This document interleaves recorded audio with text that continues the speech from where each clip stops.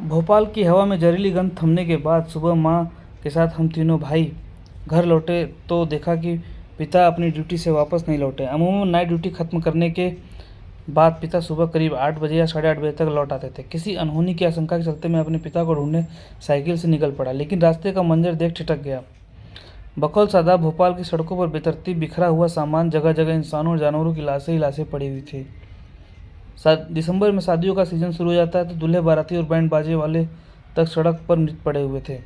जैसे तैसे हिम्मत बनाकर मैं स्टेशन परिसर में दाखिल हुआ तो वहाँ भी कुछ ऐसा ही मंजर दिखा। यात्रियों के बैग मुंह से झाग उगलते सौ और चारों तरफ सन्नाटा, मतलब शमशान घाट में तब्दील एक स्टेशन और लाशों में तब्दील लोग। मैं जब अपने पिता के केबिन में घुसता हूँ तो एक अंकल, संभवतः रेलवे कर्मचारी, बैठे दिखे। मैंने अपने पिताजी को नहीं देखा तो उन्होंने बताया कि आपके पिता डिप्टी सुपरिटेंडेंट की हालत ज़्यादा ख़राब थी और वह बेहोश पड़े हुए थे। तो रिलीफ टीम ने उनको एम्बुलेंस से हमीदिया अस्पताल रेफर कर दिया। इसके बाद साइकिल उठाकर मैं हमीदिया पहुंचा तो वहां भी लाशें ही लाशें दिखी और ज़िंदगी मौत के बीच जंग लड़ रहे लोगों को देख सिर उठा। डॉक्टरों पर जैसा बन पड़ रहा वैसा इलाज कर रहे थे, क्योंकि किसी को मालूम नहीं था कि हवा में उड़ रहे जहर का सही इलाज क्या है। अस्पताल परिसर में अपने लोगों को गंवाने वाले क्रंदन देख मैं हताश निराश घर लौट आया। हम सभी भाई बेहद चिंतित थे, लेकिन एकाएक देखा कि पिता की सुबह करीब 11:30 बजे दरवाजे पर लड़खड़ाते हुए आ गए। अस्पताल से उनको प्राथमिक उपचार देकर घर के लिए रवाना कर दिया गया था। लेकिन जब हमने देखा कि पिता की आंखों का एरिया फूल के कुप्पा और लाल हो चुका था और शरीर भी लगभग पूरी तरह जवाब दे चुका था, गले से आवाज़ निकल नहीं पा रही थी, बस घर में घुसते ही वह सिर्फ इतना ही कह पाया कि स्टेशन सुपरिटेंडेंट धुर्वे साहब भी नहीं रहे।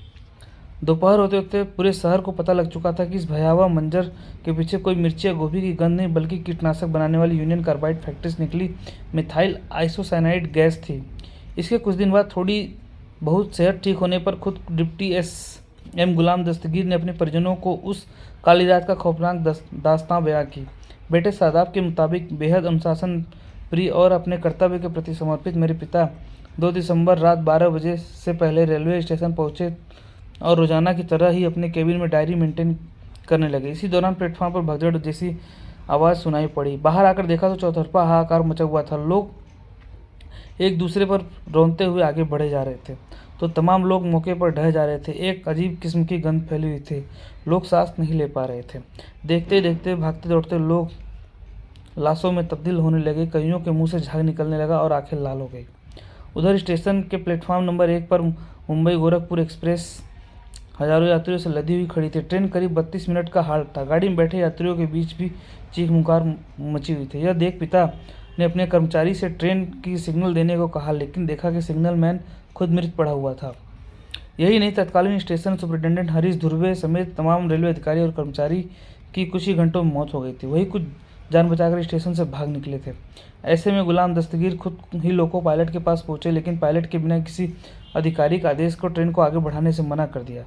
यह देख खांसते छींकते और हांफते डिप्टी एस दस्तगीर ने दौड़कर इंजन बैठे लोको पायलट और ट्रेन को आखिरी छोर पर गार्ड को अपनी जवाबदारी पर हाथ इंडेंट लिख दिया। लोको पायलट और गार्ड ने आशंका जताई थी कि तय समय से पहले ट्रेन को आगे बढ़ाने पर कोई दुर्घटना भी हो सकती है, लेकिन डिप्टी एसएस ने कहा कि अपने स्टेशन पर रहोगे तो हजारों यात्रियों की जान चली जाएगी। आखिरकार गुलाम दस्तगीर ने अपने जोखिम पर ट्रेन को रवाना कराया। नाक पर गीला कपड़ा डालकर बचाई थी जान। नाम बदलकर इस्तफा सिद्दीकी ने कर दिया। आधी अधूरी जानकारी पेश की और पब्लिक डोमेन की जानकारी से बनाई सीरीज। इमाद और एक्सप्रेस बैंटिंग जैसा कुछ नहीं, बड़े सामान तक से रहे आज तक मरहूम। 2003 में हुआ था इंतकाल। धन्यवाद।